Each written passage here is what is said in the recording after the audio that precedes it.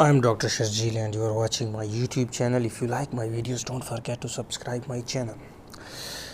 Now here I'm presenting you this 20 years old boy who presented to me with complaints of photophobia, watering, and he was not able to see clearly in a bright light. Now, on examination, there was cells and flare in the anterior chamber and posterior synex. Posterior segment was normal. He had a previous similar incident 3 years back, and he said that when I took the medicine for 2 weeks, it completely relieved. So I diagnosed him as a case of recurrent acute anterior uveitis. Now, what is uveitis? Uveitis is the inflammation of the uveal tract, the blood supply layer of the eye, and anteriorly iris has got the blood vessels in the middle ciliary body, and posterior segment have choroid to supply the eye with blood. So when there is inflammation in the anterior chamber, you get cells and flares. The blood aqueous barrier is broken. Now you can find keratic precipitates on the corneal endothelium, anterior synex between the cornea and the iris, and posterior synex adhesions between the iris and the lens.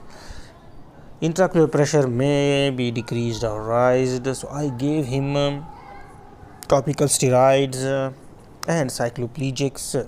Topical steroids to decrease the inflammation, and cycloplegics to break the synex, and sunglasses for irritation to the bright light.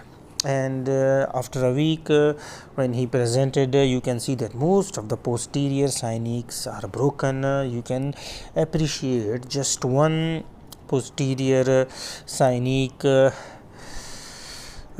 between 5 and 6 o'clock.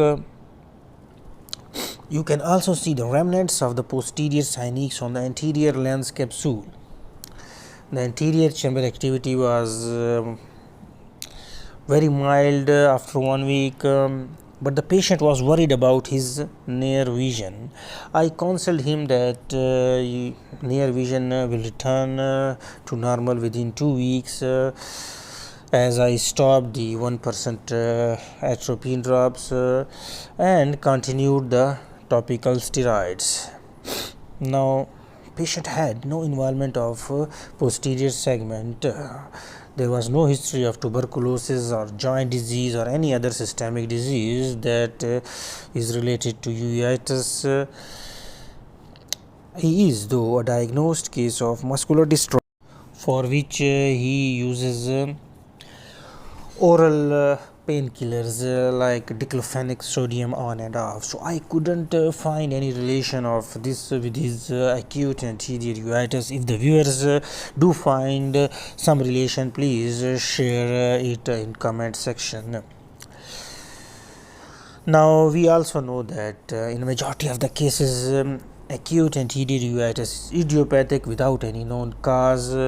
So we don't investigate these judicially, but we should bear in mind that it's the second episode after 3 years, and it also respond well to a short-term anti-inflammatory therapy. So we will observe him and follow up, and we'll see whether he needs to be investigated in future or not.